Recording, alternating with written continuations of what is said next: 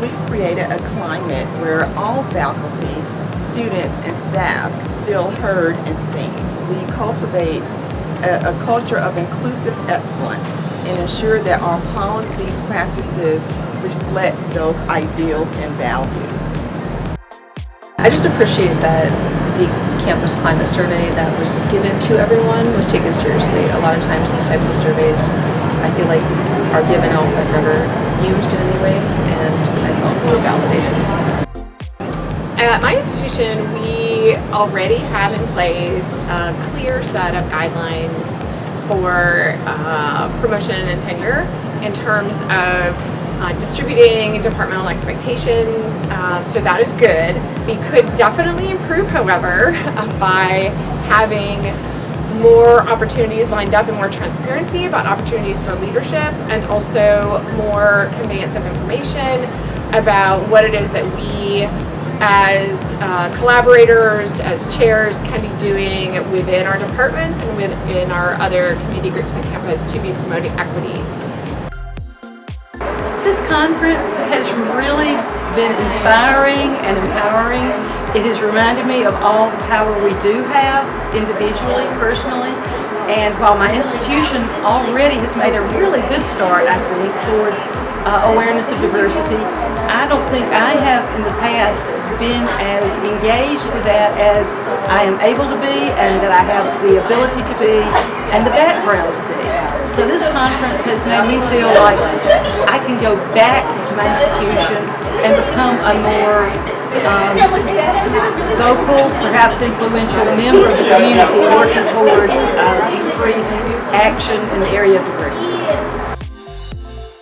One thing I learned that my institution can do is to communicate that biases exist and to kind of check those whenever making decisions about hiring or promotion, just so we can ensure that we're hiring and promoting people based on actual criteria rather than, any hidden biases that we might have. And the big takeaway I got from this for myself is that it's good to not only advocate for ourselves, but also advocate for other women in faculty positions. Being here at COPLAC has really taught me the value of being able to network and to talk to fellow women and other individuals that are in science and STEM.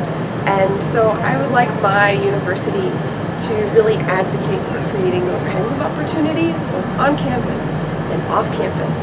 I'd like to be able to meet other members that are in leadership and that are interested in kind of furthering and mentoring and sponsoring in those opportunities. I'd really like the opportunity to be able to do that for my students as well, and for them to help me learn about those interactions in a safe space. One of the things I've gotten from this conference that I'm really excited about is the importance of being able to write down policies so that they can apply it consistently, and seeing examples from other institutions. I'm excited to bring that idea back to my institution. In my position, I do a lot of invisible service at my institution, and I would love to see my institution really implement more policies that would promote equity, service equity throughout the faculty, and reward, or at least recognize at the very least, all the invisible service that we do as faculty, and especially women in STEM. Hi, so our institution as a whole has a lot of initiatives to promote the goals of diversity, equity, and inclusion, both in our college and at the university level. We have, for instance, one of the things that we started doing about a year and a half ago is book clubs focus on social justice, for instance. And I realized, we do a lot of good work in promoting it, but we do need to get more faculty to participate. I realized that we have a lot of white allies, but they may not be participating in these experiences that we are, creating and designing, so that they can voice their opinions and that we can, feel more supported. I think one of the biggest areas in which I'd like to see my institution move forward is in its allocation of workload.